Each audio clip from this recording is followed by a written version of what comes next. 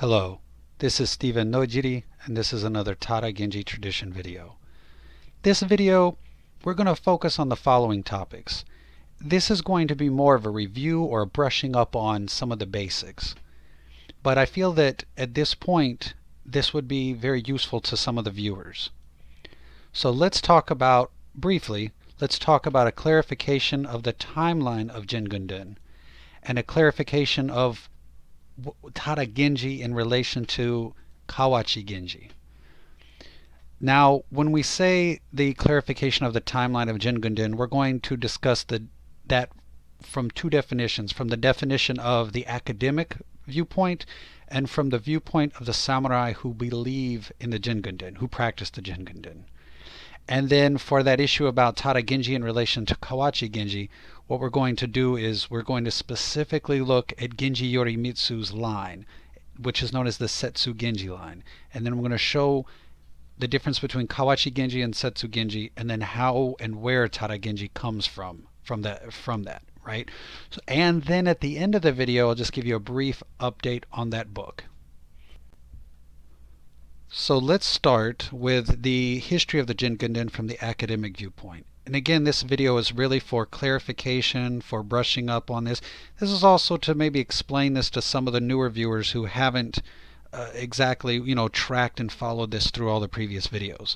So when you're discussing the history of something, you have the academic viewpoint, which is a third party, removed, sort of eye in the sky viewpoint, trying to figure out, quote unquote, what really happened. And then you have the viewpoint from the people who actually lived the event. So it's the sort of the first person viewpoint versus a third person viewpoint. I've talked about emic and etic viewpoints previously. So but for the sake of ease, we'll say the first person viewpoint of the person who's lived it and the third person viewpoint of someone studying it from the outside. So when we say the academic viewpoint, we're thinking of the third person view of someone studying it from the outside. And they are generally trying to understand what happened, what quote unquote really happened. Sometimes this is called the forensic truth, or the truth that has nothing to do with belief or perception, but is only tangible, provable in a lab kind of truth. So for that level of truth, the academic viewpoint, we understand that Jingunden is a collection of traditions that share similar and unique traits, and in most cases these traditions also have a shared and overlapping history. So in other words, it's a series of different traditions that have a shared history, and the traditions that they share are similar to each other, and they have these unique markers, these very unique traits that are found only within those traditions.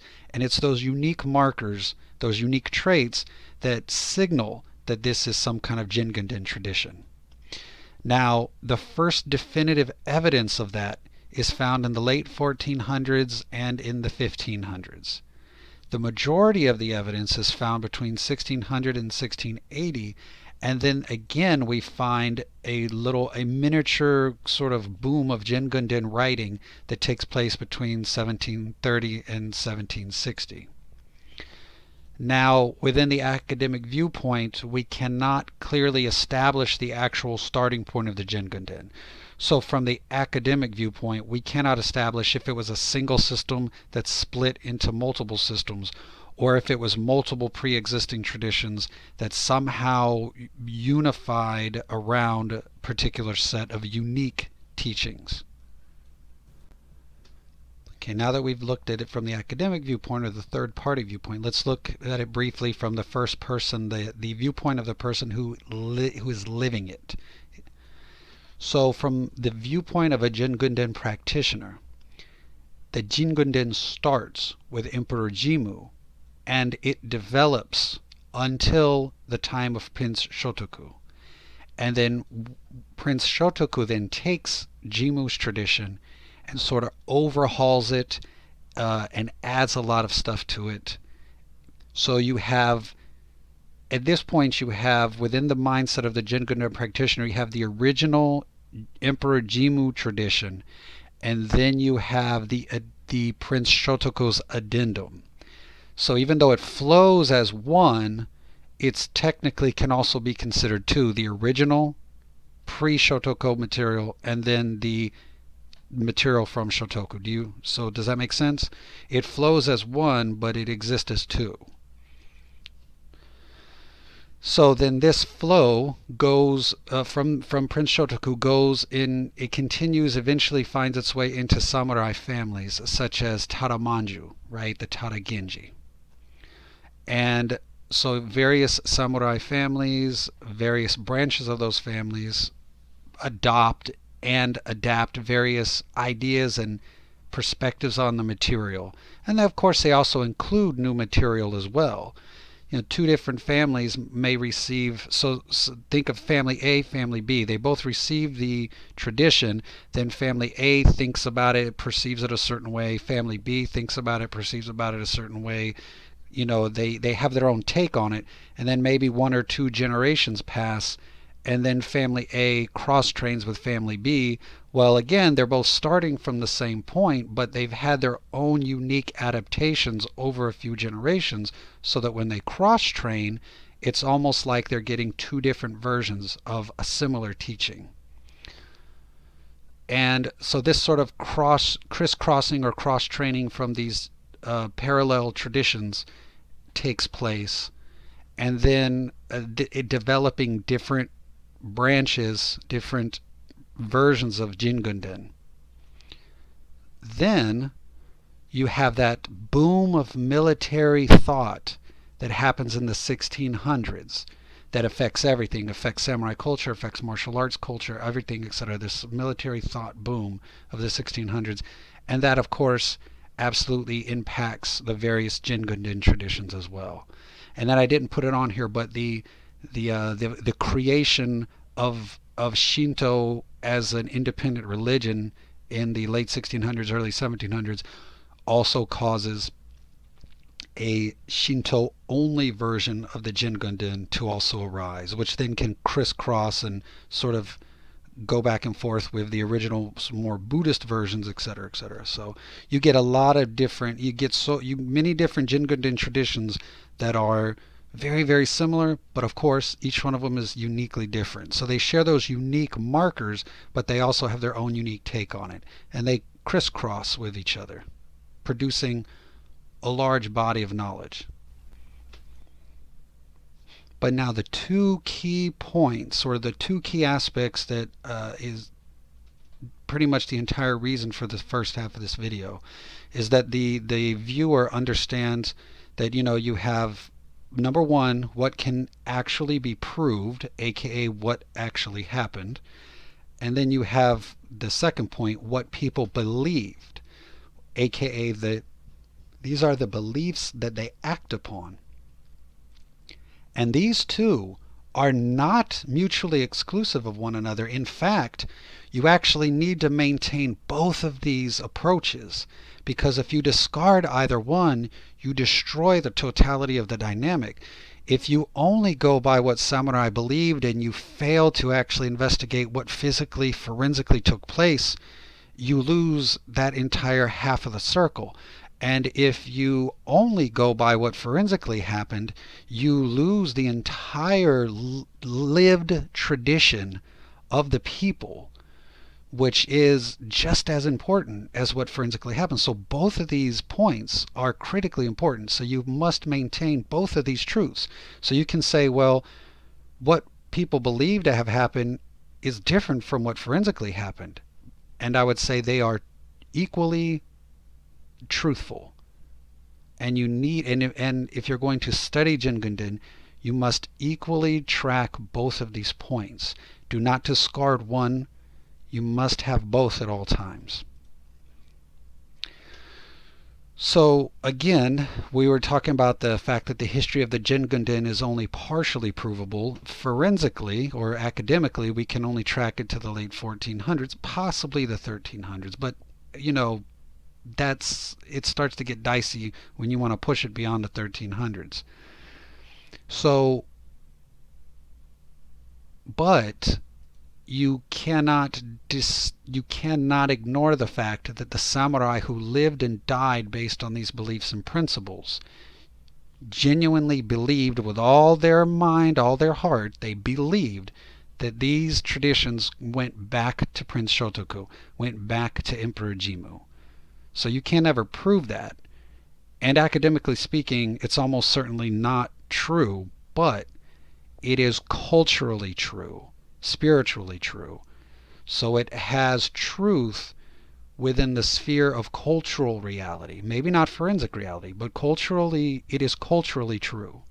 And people live and die based on cultural truths, usually at a higher rate than they do on forensic truths.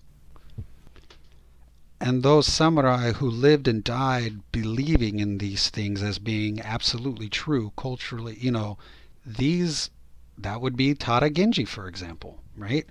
So let's do the second part of the video where we talk about the Tada Genji and distinguishing them from the Kawachi Genji. And it's important to do that because we know that Tada Genji begins with Genji Mitsunaka, or aka Tada Manju. But Tada Manju has multiple sons. The two most famous sons are Genji Yorimitsu and Genji Yorinobu, right? Now, the Genji that come from Yorimitsu is the Setsuginji. And I'll tell you now, this is where the Tada Genji are found. Genji Yorinobu gives rise to the Kawachi Genji. Now, they're related to the Setsu, aka the Tada Genji, okay, but they are not the Tada Genji. Very closely related, but not the Tada Genji. The Kawachi Genji is the family or the Genji line that actually gives rise to Genji Yoritomo and Genji Yoshitsune.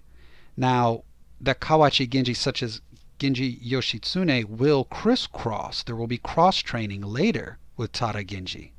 But that's the Kawachi Genji line. Technically a different line. Very closely related to the Tada, but not the Tada Genji. So let's talk about Genji Yorimitsu's line. Let's talk about the Setsuginji and where the Tada Genji come from out of that line. So we have Genji Yorimitsu, the Setsuginji line. All of the Genji that come from Genji Yorimitsu are Setsuginji. But where does the Tada Genji come from? Where does that fit within that? The Tada Genji are a subset of the Setsuginji. In particular, the line is you have Genji Yorimitsu, then he has a son, Yorikuni. Yorikuni has a son, Yoritsuna. Now, there is some debate on whether the Tada Genji name should begin applying at Yorikuni's generation or Yoritsuna's generation. In other words, some people say that Genji Yoritsuna and all of his kids is the start of the Tada Genji. Some people say that Genji Yorikuni and all of his kids is the start of the Tada Genji. So there's a little bit of debate there. However, for the sake of what we cover on this channel, and also from a conservative viewpoint, we focus on Tada Genji centering around Genji Yoritsuna. Basically because if you say that everybody descended from Yorikuni is a Tada Genji, well, Yoritsuna is descended from Yorikuni, so therefore he would be Tada Genji, all of his descendants would be Tada Genji. And then if you say, no, it has to start with Yoritsuna, then we're still talking about the same group of people. So there are some groups that are descended from Yorikuni that are not part of Yoritsuna's line that could potentially make an argument, oh, we're Tada Genji as well. But again, there's the majority of sort of historians, and the majority of the material at least that we will cover on this channel, takes the viewpoint of focusing on Tada Genji from the start of Genji Yoritsuna. So you'll see, on the green circle, if you say that Yorikuni is the start of the Tada Genji, then there's more families that you include. And if you say that Tada Genji starts with his son Yoritsuna, then there's the same families but less, right? So in other words, orange is contained within green, but there would be some people that get left out if you start at orange. But most historians, and for the sake of this channel, we're focusing on orange, that Tada Genji starts with Yoritsuna. Even though, again, there's a good argument that we should actually say it starts with Yorikuni, most of the histories start with Yoritsuna being the start of the Tada Genji. So on this one, we're using green and orange again, but this green and orange has no connection to the previous green and orange. We're starting with Yoritsuna, right? So Genji Yoritsuna, aka Tada Yoritsuna. So in the most conservative viewpoint, this is where the Tada Genji begins. So this is Genji Yorimitsu's grandson. Yoritsuna, we say this is where it begins. This is where we track. When we say Tada Genji traditions, it's from here that we start really tracking. And that you have two key lines. You have Genji Nakamasa's line, which he takes the name Baba, so he becomes Baba Nakamasa's line. And then you have Tada Akikuni's line. Now, the Tada Akikuni line gives rise to the surname, like the House of Tada, so the people that actually use Tada as their formal last name. And then from them also comes another house called Nosei, so the House of Nosei. So the House of Tada and the House of Nosei come from Tada Akikuni. And then from Baba Nakamasa, aka Tada Nakamasa, aka Genji Nakamasa. But again, Genji Nakamasa, Tada Nakamasa changes it to Baba Nakamasa. So the surname changes from Tada to Baba, but it's still the same lineage. And that line gives rise to families such as the House of Baba and the House of Nojiri. And then, of course, I put a little star there, say, listen to the Kuden. The House of Nojiri, and this can be a little complicated, the House of Nojiri technically pre-existed from this point, but there was some births and marriages and adoptions and power shifts, etc., and without getting into details, the Nojiri technically existed prior to this, but at this point, blood and power and politics get involved, and at this point, from this Baba Nakamasa line, this is where the Nojiri get infused with Genji bloodline and Genji politics, etc., and this is where the Nojiri become Tada Genji. Okay, so to review, this video was a brushing up on the reality that Jin Gundin has a history that exists in two phases, which is the academic or the third party overview, and then the believer or the belief, which is the first person, the actual person who lived that reality during their lifetime. So, you know, you're listening to videos that are telling you the history of traditions and beliefs. And so there's the academic way to view it, and then there is the reality of the people that actually lived it, right? And those 2 points must always be kept simultaneously equally. We also took a moment to clarify some of the distinctions between Kawachi Genji and Setsuginji, and how the Tada Genji come from the Setsuginji, how the Tada Genji are a subset of the Setsuginji. And the purpose of this video was to make sure that all the viewers, because I've covered this in previous videos, but this channel had very, very few viewers at the time. And I noticed that the viewership has increased a lot, which is good, but the views on a lot of those videos haven't increased. So I want to make sure that the viewers have at least this basic understanding of these topics. All right, and since it's the end of the video, that book update. So the book is finished. The book is now in its final editing rewrite stage. In case you're unfamiliar, when you write a book, you write the book, and then you take a short break, and then you go back and you start editing the book, making sure that all of that editing stuff. But the book is done. It's just in that rewrite editing stage. There are some issues. There's also some issues with the printing format, and there's some other minor publishing issues. There was a couple. There's been a handful of issues, but they should all be worked out relatively soon. The once the issues are smoothed out and the final edits are complete and all legal stuff is taken care of, etc., then the book should be ready to go. And so I will update when it is available. Again, purchase is by no means mandatory. And basically everything that's going to be in the book, I will eventually address in videos.